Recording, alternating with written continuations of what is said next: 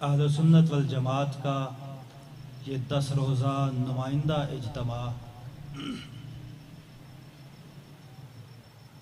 जामे मस्जिद शाही की जमात की तरफ से इनकाद पजीर है। मैं आप हजरात का, पूरी इंतज़ामिया का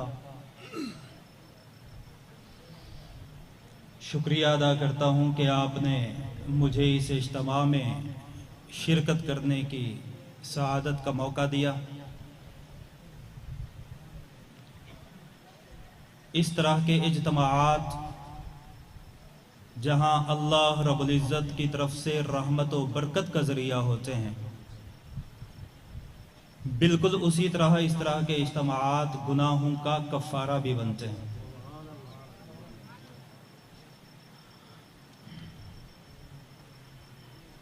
अशरा मुहर्रम है और आप हजरात जानते हैं आपके प्रोग्राम का जो नज़म है, हर मेहमान के ज़िम्मा ये कोई ना कोई उन्वान लगाते हैं।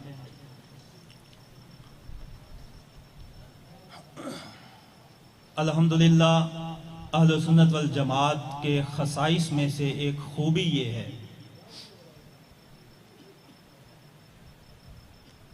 कि इस मिंबर व मेहराब पर जो नज़रिया दिया जाता है वो नज़रिया यही है कि अहलुल बैत भी हमारे हैं और हुजूर के सहाबा भी हमारे हैं।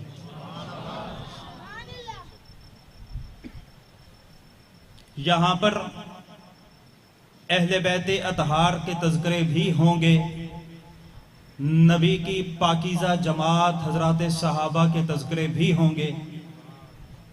उसकी वजह यह है कि जनाब रसूलुल्लाह, सब कहिए बुलंद आवाज़ से, सल्लल्लाहु अलैहि वालिहि वसल्लम ने एक मकाम पे इरशाद फरमाया कि मसलु इतरती का सफीनती नूह व मसलु असहाबी का नुजूम। लोगों, मेरी जो औलाद है उसकी मिसाल हजरत नूह अलैहिस्सलाम की कश्ती की मानिंद है और मेरे जो सहाबा हैं उनकी मिसाल आसमान पे चमकते हुए सितारों की मानिंद है।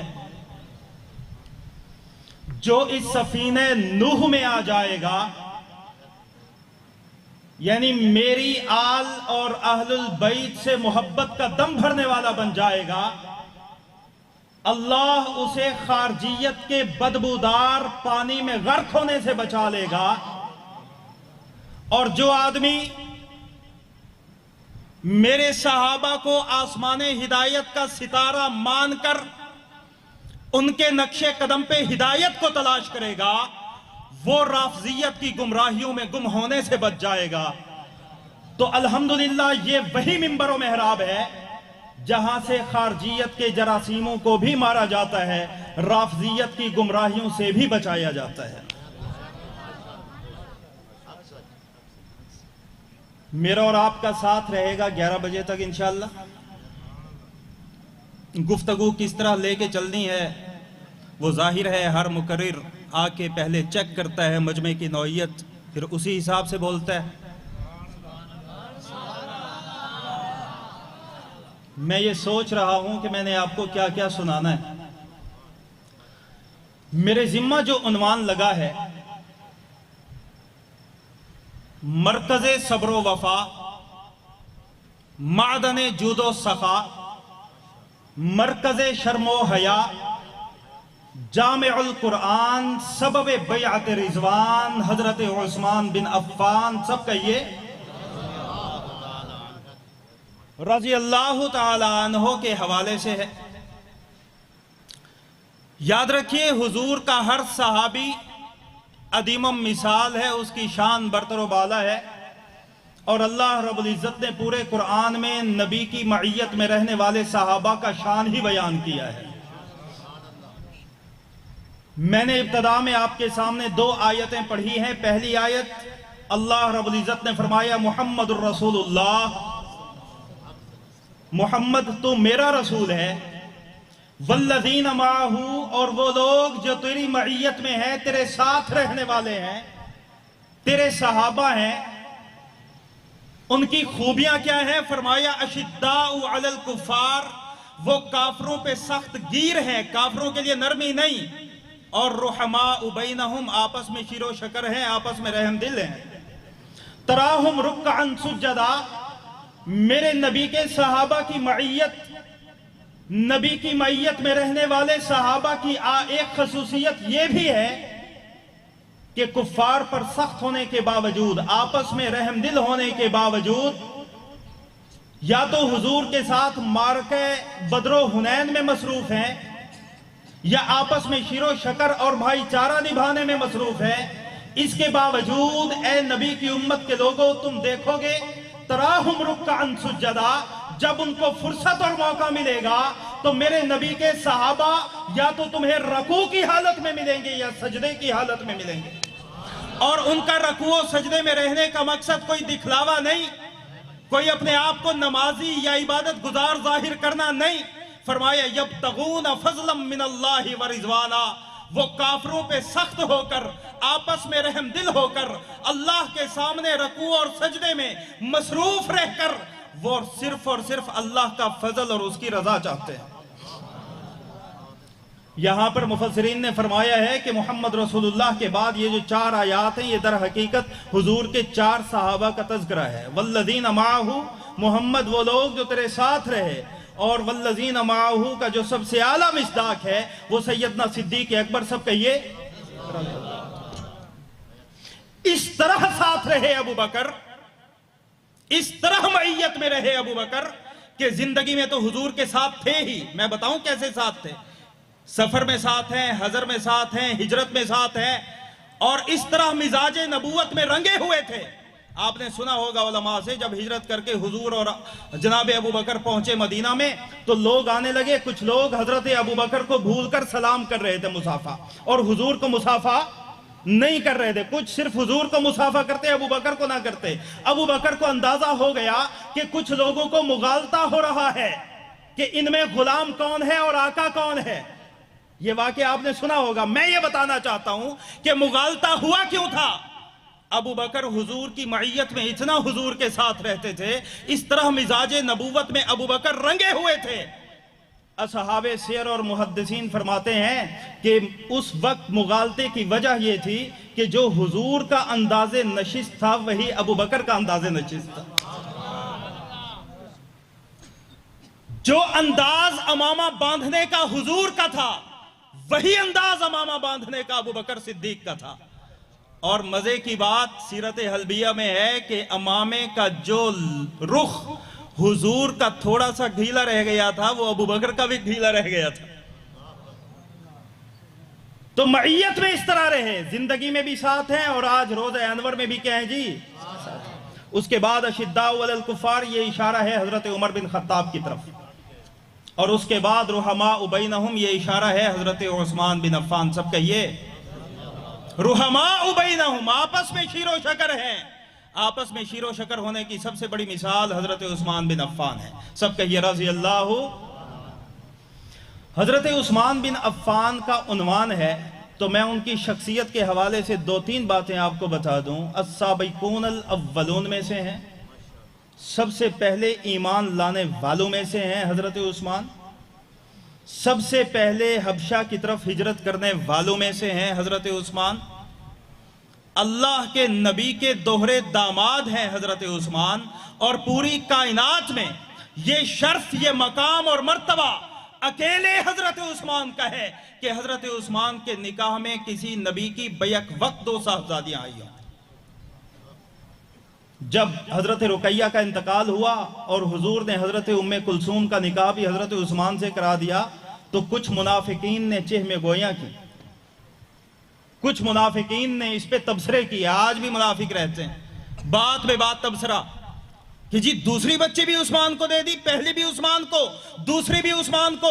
सुनिए हुजूर ने तबसरा करने वालों का मुंह क्या कह के बंद कराया। हुजूर ने फरमाया तुम 2 की बात करते हो, अगर मोहम्मद की 40 साहबजादियां होती, मैं एक उस्मान के निकाह में देता, वो फौत हो जाती, मैं दूसरी देता, वो फौत हो जाती, मैं यके बाद दिगरे 40 साहबजादियां उस्मान के निकाह में दे देता, क्योंकि उस्मान जैसा दामाद मुझे नहीं मिलेगा और मेरे जैसा ससुर उस्मान को नहीं मिलेगा। दोहरे दामाद हैं हुजूर के हजरत उस्मान बिन अफ़्फ़ान, और हजरत उस्मान की जो वालदा हैं वो हुजूर सल्लल्लाहु अलैहि वसल्लम की सगी फुफ्फी की साहबजादी हैं, हुजूर की फुफ्फीजाद बहन है। इस निस्बत से हजरत उस्मान हुजूर के भांजे हैं। ये तारुफ आपको समझ आया? अब आगे चलिए हजरत उस्मान के खसाइस की तरफ।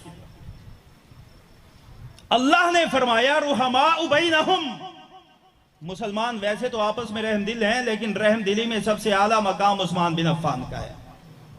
मैं 2-3 वाक़यात इस पे आपको सुनाता हूँ कि हज़रत उस्मान मुसलमानों पे रहमदिल कितने ज़्यादा थे, ताकि आपको पता चले कि अल्लाह के नबी का तीसरा खलीफा, इस्लाम का तीसरा खलीफा, खलीफा राशिद हज़रत उस्मान बिन अफ़्फ़ान का मकाम व मर्तबा क्या था।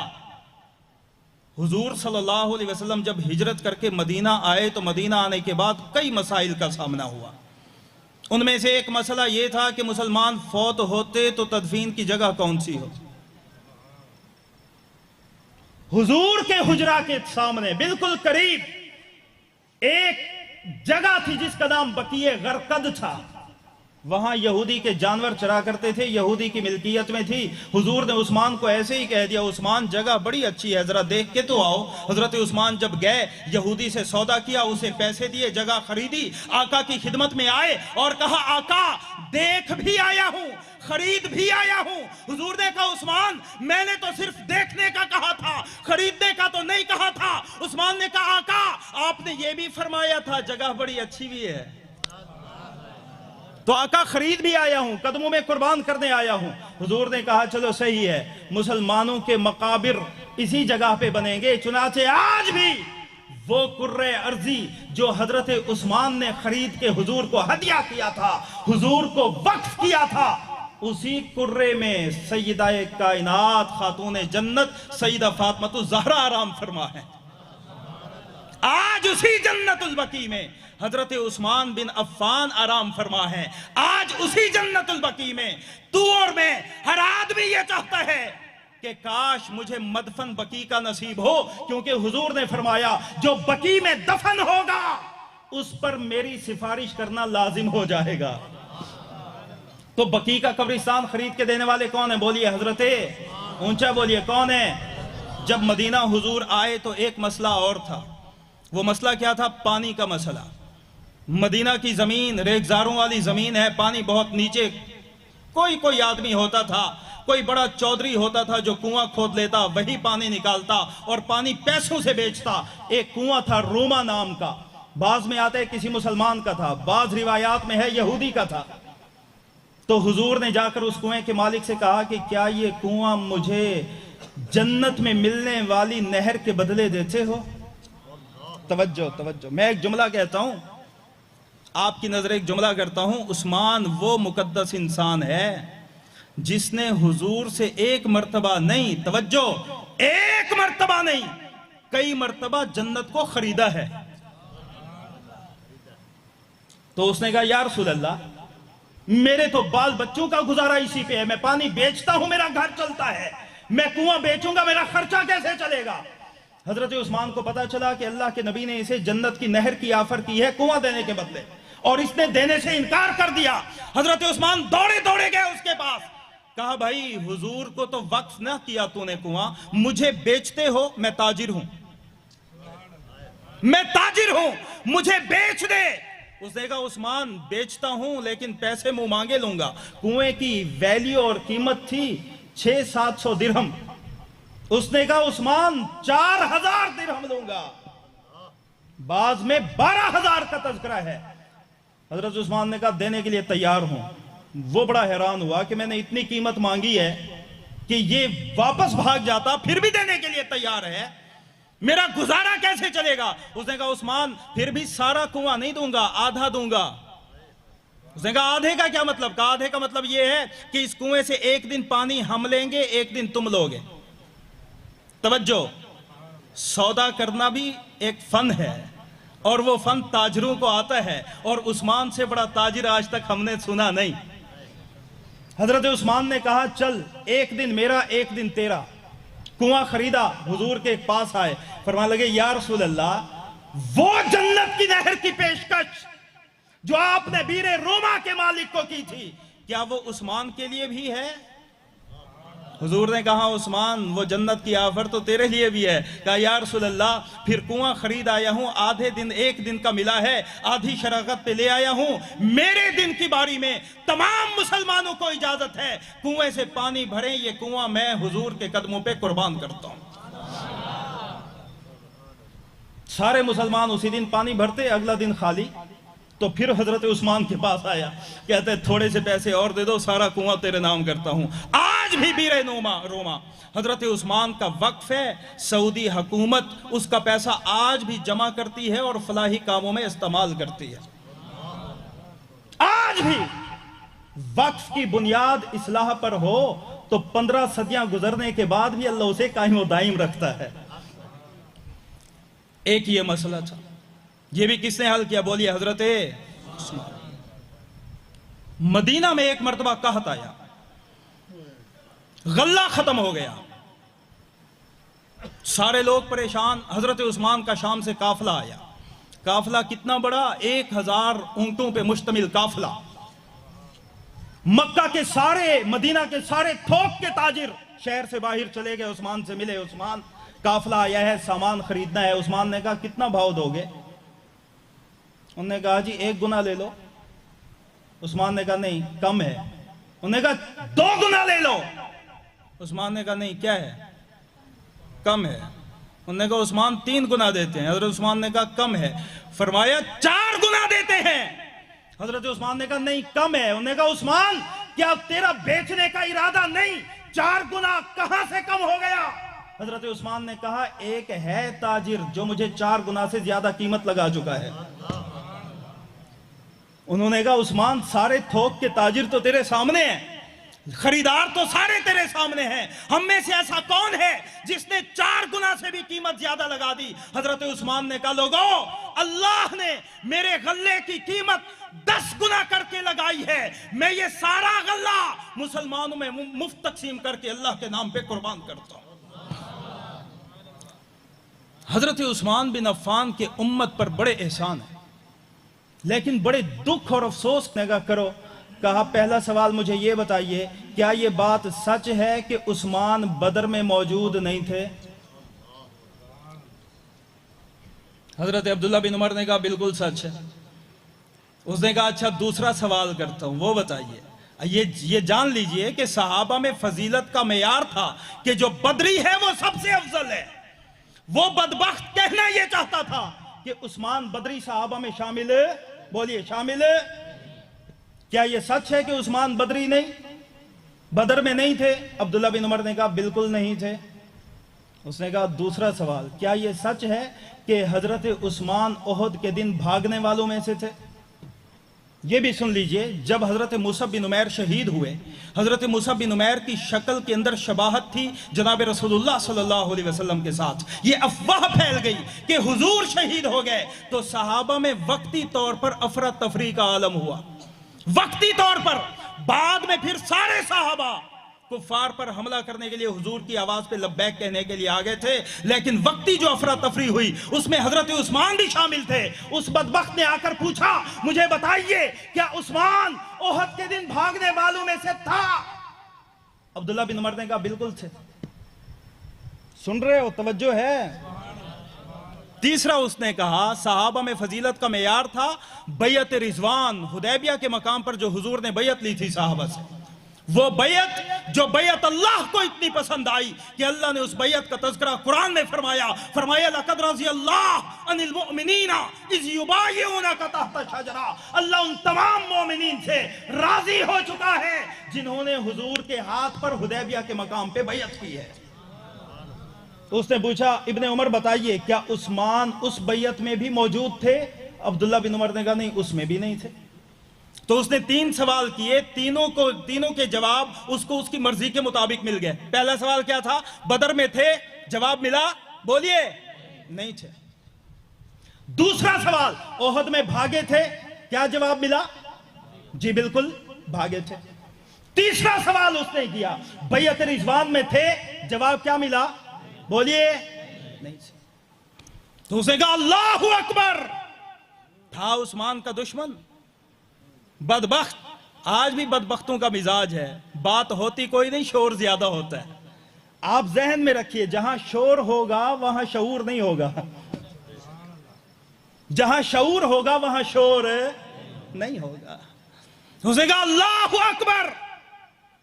अब्दुल्ला बिन उमर ने कहा चाल इधर आ, सउखबिरुका अम्मा सअल्तनी अन्हु, ताकि मैं तुझे बताऊं उन तमाम बातों के जवाब जो तूने उस्मान के मुतालिक मुझसे पूछी हैं। अब सुनिए, पहला सवाल क्या था? बदर में मौजूद थे? नहीं। अब्दुल्ला बिन उमर ने कहा सुन बदबख्त, उस्मान के निकाह में हुजूर की साहबजादी सैयदा रुकैया थी जो बीमार थी। हुजूर ने उस्मान को कहा था, उस्मान तुम अपनी अहलिया की इयादत के लिए यहीं पे रुक जा, अल्लाह तुझे अहले बदर का मकाम अता फरमाएगा। यही वजह है कि हुजूर ने बदर की गनीमत में उस्मान का हिस्सा भी निकाला और उस्मान को बदर वालों में शामिल भी फरमाया। और जो उस्मान बदर में ना जाकर भी बदरियों के मकाम को पहुंच जाए, अगर वो उस्मान बदर में चला जाता तो उसका मकाम क्या होता? ये तेरा पहला सवाल है। फरमाया दूसरा सवाल क्या था? ओहद में भागे थे? ओहद में अब्दुल्ला बिन उमर ने कहा बिल्कुल भागे थे, लेकिन सुन, ओहद में सहाबा का फरार एक वक्ती अमल था। बाद में तमाम सहाबा हुजूर को मरकज समझ के जब पता चला हुजूर जिंदा हयात हैं, तमाम सहाबा आ गए थे। और अल्लाह रब्बुल इज्जत ने उस्मान का यही एक कसूर, वक्ती तौर पे फरार, कसूर एक है। कसूर क्या है? बोलिए क्या है? एक है। अब्दुल्ला बिन उमर फरमाते हैं मैं अल्लाह की कसम देकर तुझे कहता हूं, अल्लाह ने कुरान में फरमाया, सूरतुल माइदा आयत नंबर 152, अल्लाह ने फरमाया लक़द अफ़ा अन्कुम वल्लाहु ज़ू फ़ज़लिन अलल मुमिनीन। लक़द अरबी लुगत अगर आप कोई जानता है वो समझेगा, लाम भी ताकीद का है, कद भी ताकीद का है। अलबत्ता यकीनन अल्लाह ने दोहरी ताकीद लगाई और फरमाया क्या? अल्लाह ने फरमाया वलक़द अफ़ा अन्कुम, पक्की बात है, पक्की बात है, अल्लाह ने ओहद में भागने वाले सहाबा को जो बाद में वापस आ गए थे, अल्लाह ने सबको माफ फरमा दिया। और सहाबा गलती एक बार करें और अल्लाह माफियां बार बार दे, ऐसी तो गलती पे बंदा कुर्बान जाए। तो अल्लाह ने जब उस्मान को माफ कर दिया, तू कौन है उस्मान पे बात करने वाला? और जो तेरा तीसरा सवाल है कि बैयत रिजवान में उस्मान थे, मैंने कहा नहीं। तो फरमाया उसका भी जवाब सुन, बैयत रिजवान हुई ही उस्मान की वजह से है। बैयत रिजवान हुई ही, बोलिए किसकी वजह से है? उस्मान की वजह से। अब्दुल्ला बिन उमर फरमाने लगे अगर मक्का की सरजमीन पर उस्मान से ज्यादा मोहतरम, उस्मान से ज्यादा मुअज्जिज, उस्मान से ज्यादा इज्जत वाला उस वक्त मौजूद होता, अल्लाह उस्मान की जगह उसी को भेजते। लेकिन अल्लाह के नबी ने उस्मान को मक्का भेजा, अपना सफीर बनाकर, रसूलुल्लाह का रसूल बनाकर, अपना कासिद बनाकर। और बैयत रिजवान उस्मान की जाने के बाद हुई है। फिर अब्दुल्ला बिन उमर ने उसे कहा फज़हब बिहाज़ल आन मअक। अब ये जवाब भी अपने साथ लेकर जा, खाली नारे लगा के। तो बैयत हुदैबिया, सब बैयत रिजवान कौन है जी? बोलिए हजरते, ऊंचा बोलिए कौन है? हजरत उस्मान बिन अफ़्फ़ान की तमाम शानें एक तरफ कर दी जाएं तो बैयत हुदैबिया की जो हजरत उस्मान की शान है वो तमाम शानें एक तरफ और बैयत रिजवान की शान एक तरफ। बैयत हुदैबिया का किस्सा सुनाना मेरा मकसद नहीं है, मैं इस बैयत रिजवान से एक दो बातें आपकी समाअत की नजर करना चाहता हूं, तवज्जो फरमाइए। नबी अकरम सबके ये बुलंद आवाज से सल्लल्लाहु अलैहि वसल्लम जब बैयत का इरादा फरमाया, सब ने आकर क्या कीजिए हुजूर की। अच्छा, बैयत करने का, बैयत हुदैबिया में सहाबा ने हुजूर की बैयत की। बैयत करने का तरीका क्या था? हर सहाबी आता, हुजूर के हाथों में अपना हाथ देता, बैयत करता। अब आपकी तवज्जो चाहता हूं इस बात पे। 1400 सहाबा ने हुजूर के दस्ते मुबारक पर क्या कर ली? बैयत कर ली। हजरत उस्मान उस बैयत में मौजूद नहीं है। अब हुजूर ने हजरत उस्मान को महरूम रखना मुनासिब ना समझा, महरूम रखना मुनासिब ना समझा। अच्छा ये भी याद रखिए, बैयत रिजवान हुई थी ये अफवाह फैलने के बाद कि हजरत उस्मान को मक्का में शहीद कर दिया गया है। ये अफवाह फैली थी, तभी हुजूर ने क्या ली थी? बैयत हुदैबिया, बैयत रिजवान, बैयत अलल मौत। अब सवाल ये है कि जब अफवाह ही फैल चुकी है कि उस्मान क्या हो चुके हैं, बोलिए शहीद हो चुके, तो हजरत उस्मान की अलग से बैयत लेने का मकसद क्या रह गया? सवाल समझे हो? जब पता है कि उस्मान क्या हो चुके हैं, शहीद, और बैयत हो रही है उस्मान का बदला लेने के लिए, तो हजरत उस्मान की बैयत लेना तो बनता नहीं है। तो हुजूर ने बैयत क्यों ली? जवाब सुनिए, दिल को दिल से राह थी, तार आपस में जुड़ी हुई थी। मैं इसका एक बात और आपको सुना देता हूं। जब उस्मान गया ना मक्का, तो अहले मक्का हजरत उस्मान के खानदान वाले थे, बनो अब्दुल शम्स वाले थे। उन्होंने कहा उस्मान आपको खुली इजाजत है, आप हालत इहराम में भी हैं, सामने बैतुल्लाह है, सामने हजर अस्वद है, सामने मकाम इब्राहिम है, उम्रा अदा कीजिए, तवाफ पे तवाफ कीजिए, आपको कोई रोकने वाला नहीं। हजरत उस्मान ने कहा अल्लाह की इज्जत की कसम, बैतुल्लाह अगरचे सामने है लेकिन बैतुल्लाह वाला सामने नहीं है। हुजूर को छोड़कर लाख मर्तबा मौका मिले मैं उम्रा नहीं करूंगा। इधर हुदैबिया के मकाम पे सहाबा कहने लगे उस्मान कितने खुश नसीब हैं, हम तो यहां पे फंसे हुए हैं, उस्मान ने जाकर उम्रा कर लिया होगा। क्योंकि दिल को दिल से राह थी, तो हुजूर ने सहाबा को कहा मेरे सहाबा मैं जानता हूं उस्मान उम्रा नहीं करेगा। जब हजरत उस्मान वापस आए तो साहबा ने कहा आपने उम्रा किया? तो सीरत हल्बिया में हजरत उस्मान बिन अफ़्फ़ान का जुमला सुनिए। हजरत उस्मान बिन अफ़्फ़ान कहने लगे कि अगर मुझे 1 साल तक इहराम की हालत में रहना पड़ता, मैं 1 साल तक इहराम की हालत में रहना गवारा कर लेता, लेकिन हुजूर के रुख अनवर के बगैर उम्रा करना गवारा ना करता। तो जब अफवाह फैली तो हुजूर को या तो निगाह नबूवत से इल्म वही के जरिए इल्म हुआ कि उस्मान हयात कत्ल नहीं हुए बल्कि जिंदा है। क्या है? तो हुजूर ने जब बैयत लेना चाहिए हजरत उस्मान की, अब तवज्जो फरमाइए, बैयत का तरीका क्या था? सहाबी आता हुजूर के हाथों में क्या देता और हुजूर की क्या कर जाता? बोलिए। अब वहां पर हजरत उस्मान से सीनियर साहबा मौजूद हैं। मसलन हजरत उमर बिन खत्ताब उस्मान से सीनियर हैं, बड़े हैं, मर्तबे में भी क्या है, और उमर से भी मर्तबे में बड़े हजरत अबू बकर मौजूद हैं, अफजलुन्नास बादल अंबिया। हुजूर चाहते तो अबू बकर या उमर को बुलाते और उन्हें फरमाते कि आओ उस्मान की तरफ से मेरी बैयत लो। समझो मसला, उस्मान की तरफ से मेरी क्या लो? क्योंकि फिक़ह का उसूल है कि फरीके अव्वल फरीके सानी का वकील नहीं होता। आपकी तवज्जो नहीं है। और फिक़ह का ज़ाब्ता है फरीके अव्वल फरीके सानी का वकील नहीं बन सकता। मसलन एक चीज है, बेचनी भी मैंने है और खरीदार का वकील भी मैं बन जाऊं तो यह जायज? बैयत लेने वाले कौन है? हुजूर। बोलिए, बैयत लेने वाले कौन है? हुजूर हैं। कौन है? और बैयत करने वाले कौन है? हजरत। फिक़ह का ज़ाब्ता यह है कि हुजूर चूंकि फरीके अव्वल हैं, बैयत लेने वाले हैं, तो हुजूर हजरत उस्मान के वकील बैयत में बन, बोलो। तो इस ज़ाब्ते के तहत हुजूर को चाहिए था, हुजूर किसे बुलाते? किसी भी साहबी को कि आओ अब उस्मान की तरफ से मेरी क्या ले लो। अल्लाहु अकबर।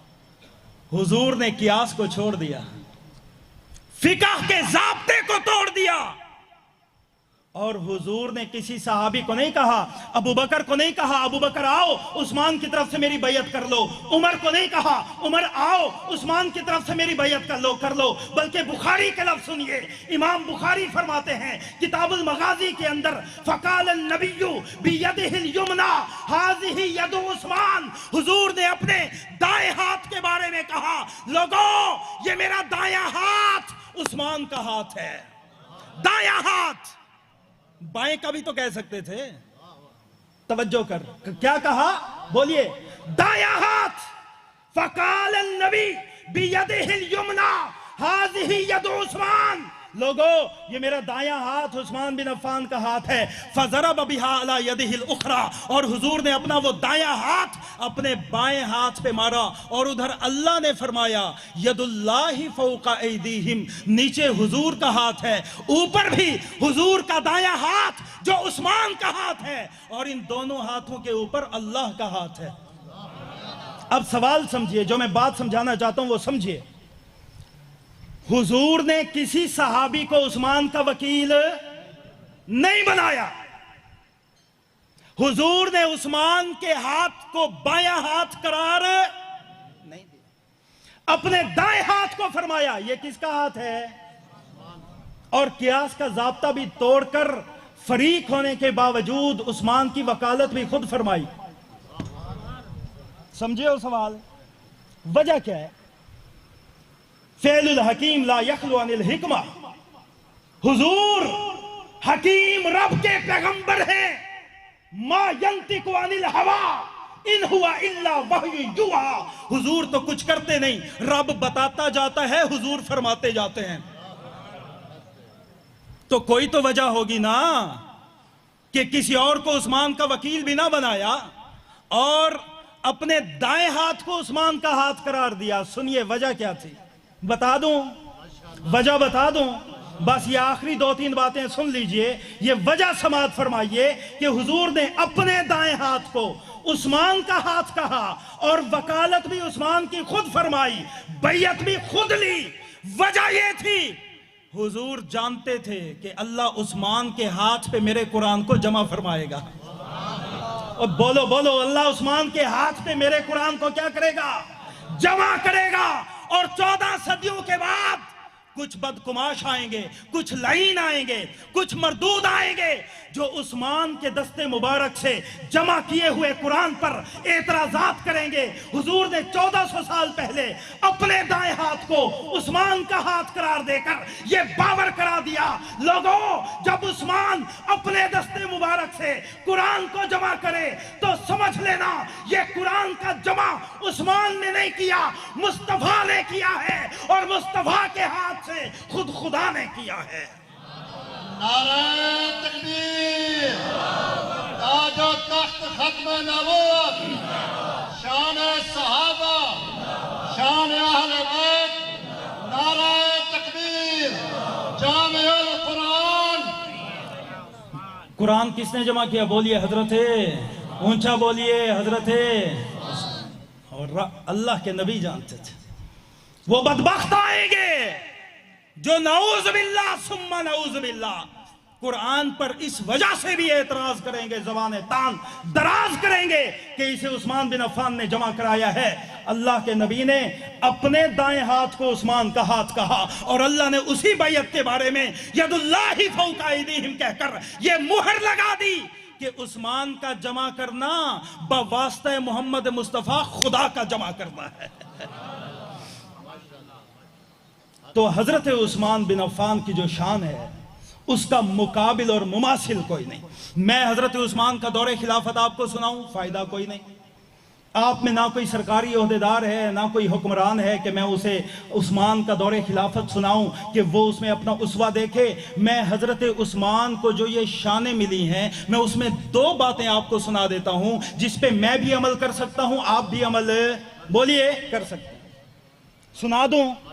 क्यों जी, अमल भी होना चाहिए या सिर्फ शोर शराबा? जो अमल की नीयत से सुनने आए हैं हाथ खड़ा करें।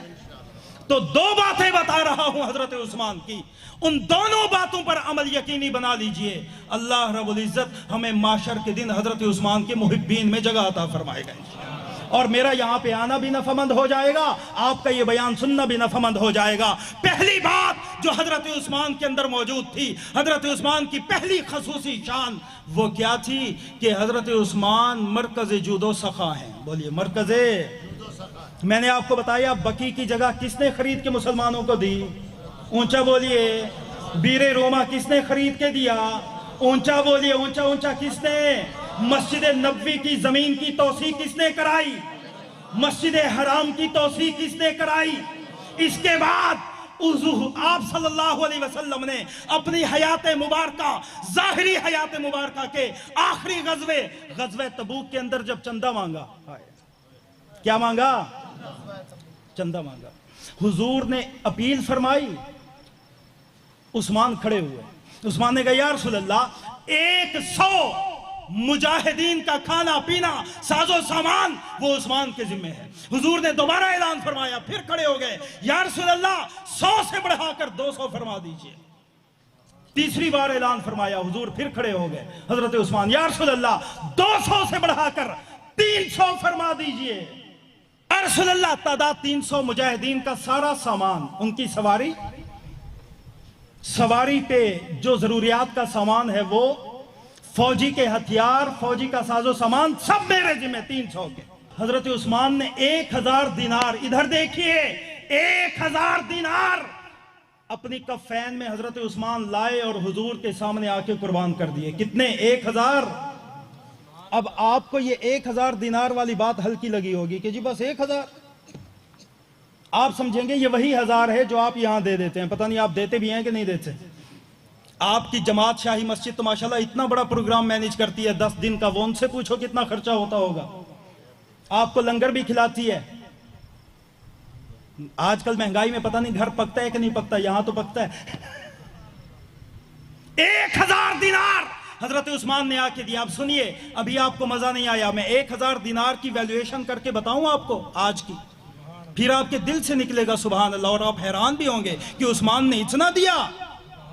1 दिनार 4.5 माशे सोने का होता था। 1 दिनार 4.5 माशे, 4.5 माशे सोना। इसको 1000 से जरब दे, 45,000 माशा। इसके तोले बना 375 तोले, इसके पैसे बना 7.5 करोड़ उस्मान ने हुजूर के कदमों पे कुर्बान कर दिया। 7.5 करोड़ जब हुजूर के पास आए ना, अब सुन हदीस, हुजूर ने उन पैसों को ऐसे दस्ते मुबारक में लिया और ऐसे करते ऊपर गिराते नीचे गिराते, ऊपर करते नीचे गिराते, ऊपर करते नीचे गिराते, और जुमला क्या फरमाया? मैंने शुरू में आपसे कहा कि उस्मान वो वाहिद सहाबी रसूल है जिसने एक मर्तबा नहीं कई मर्तबा रब की जन्नत को हुजूर से खरीदा है। जब हुजूर ने वो दिनार ऐसे ऊपर नीचे फरमाए ना, तो जुमला फरमाया हुजूर ने फरमाया, माला उस्मान अल्लाह यामला बादा। उस्मान, कयामत की सुबह तक तू कुछ भी ना कर, तब भी तुझ पे रब की जन्नत वाजिब हो चुकी है। ये हजरत उस्मान की इम्तियाजी शान है, जूदो सखा। ये मैं भी अपना सकता हूं, आप भी अपना सकते हैं, इस पे मैं और आप अमल कर सकते हैं। और दूसरी इम्तियाजी शान हजरत उस्मान बिन अफ़्फ़ान की, वो क्या है? शर्मो हया। बोलिए क्या है जी? जो आज अल्लाह माफ करे कहीं ना रहा। हजरत हम सुनते थे उस्ताद बाप होता है। जब बाप ही बच्चियों की इज्जतें तार तार करने पे आ जाए, जिस मुआशरे में बाप से अपनी बेटी की इज्जत न बचाई जाए, आपने सुना होगा यूनिवर्सिटियों के केस, कॉलेजेस के केस, कितनी बच्चियों का जिनसी इस्तेसाल हो रहा है। शर्मो हया ना रही। और हम तज़किरा करते हैं हजरत उस्मान का, जो मंबा शर्मो हया है। किस तरह के मंबा शर्मो हया है? मैं मुस्लिम शरीफ की हदीस सुनाता हूं। हजरत आयशा सिद्दीक़ा फरमाती हैं, एक मरतबा अल्लाह के नबी तशरीफ फरमाते, आराम फरमाते, आप सल्लल्लाहु अलैहि वसल्लम इस्तराहत की हालत में थे। लिबास बेतरतीब था, लिबास थोड़ा सा क्या था? मेरे अब्बा अबू बकर आए, इजाज़त मांगी, हुजूर उसी हालत पे रहे। उमर आए, इजाज़त मांगी, हुजूर उसी हालत पे रहे। लेकिन जब हज़रत उस्मान आए, हुजूर फ़ौरन सीधे हो गए, लिबास को सीधा फरमा लिया। अम्मा जान फरमाती हैं, जब सब चले गए, खलवत का मौका मैसर आया, मैंने हुजूर से पूछा, आका ये तो बताइए, मेरे अब्बा अबू बकर आए, आप उसी हालत में रहे, उमर आए, आप उसी हालत में रहे, लेकिन जब उस्मान आए आप फौरन सीधे हो गए, लिबास को भी सीधा फरमा लिया। आका वजह क्या है? तो हुजूर ने फरमाया, अल्फाज सुनिए, हुजूर ने फरमाया, आयशा अला अस्तहयी मिन रजुलिन तस्तहयी मिनहुल मलाइका। आयशा मुझे बता, मैं उस्मान से हया क्यों ना करूं? उस्मान तो वो जवान है जिससे अर्श पे रब के फरिश्ते भी हया करते हैं। वजह क्या थी?